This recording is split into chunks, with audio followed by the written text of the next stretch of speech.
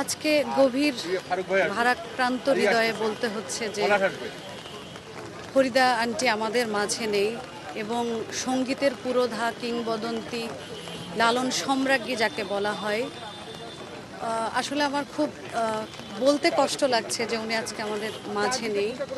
এবং আমি আমার স্মৃতিচারণই করতে চাই যে আমার ছোটবেলা থেকে যখন আমি গান শিখেছি, বুঝতে শিখেছি, এই মানুষটার গান শুনেই আমি কিন্তু গানের জগতে এসেছি এবং গানটাকে ধারণ করার চেষ্টা করেছি লালন শাহের।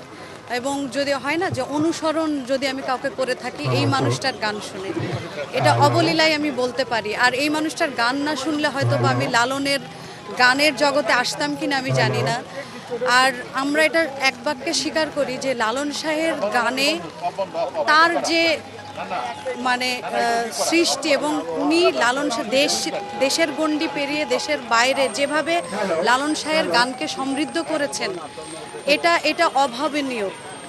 এবং আমাদের যে কত বড় ক্ষতি হলো এই মানুষটা না থাকাতে, সেটা আমরা এখন অনুধাবন করতে পারছি খুব বেশিভাবে। কারণ হয়তো বা উনি বেঁচে থাকতে সেইটা কতটুকু অনুধাবন করতে পেরেছি জানি না, কিন্তু এখন মর্মে মর্মে বুঝছি যে এই মানুষটা থাকাটা আমাদের কত জরুরি ছিল। আমরা আজকে অভিভাবক শূন্য হয়ে গেলাম। বিশেষ করে লালনের জগতে, লালন শাহের গানের জগতে একজন কিংবদন্তি পুরোধা ফরিদা পারভিন ম্যাম।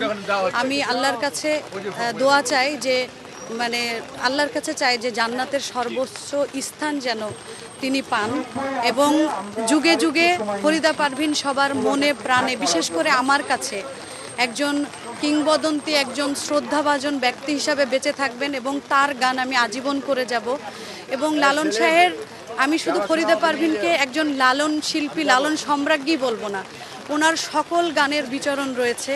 যেমন অসংখ্য গানের মধ্যে সবথেকে জনপ্রিয় গান হচ্ছে এই পদ্মা এই মেঘনা, তারপরে তোমরা ভুলেই গেছো মল্লিকাদির নাম, নিন্দার কাটা যদি না বিধিল গায়ে, আর অসংখ্য জনপ্রিয় লালন গীতির তো নেই। এবং অসংখ্য আধুনিক গানের একজন পুরোধা শিল্পী ছিলেন তিনি।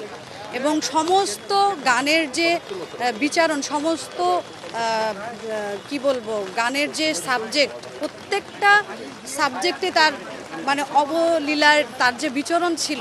এবং কি বলবো, এটা উনি একদম সাকসেসফুল একজন শিল্পী ছিলেন, প্রত্যেকটা শাখায় ওনার যে বিচরণটা ছিল।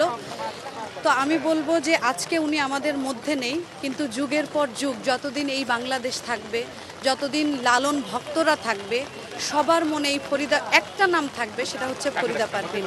তো আমি এই প্রয়াণে আমি গভীরভাবে তাকে শ্রদ্ধা ভরে স্মরণ করতে চাই এবং আজীবন তাকে ধারণ করতে চাই, তার গাওয়া লালন গীতিগুলোকে ধারণ করতে চাই এবং তার জন্য সবসময় মনের গভীর অন্তরের অন্তঃস্থল থেকে দোয়া থাকবে। আল্লাহ তাকে ভালো রাখুক, উনি যেখানেই থাকেন ভালো থাকুক, সেটাই কাম্য।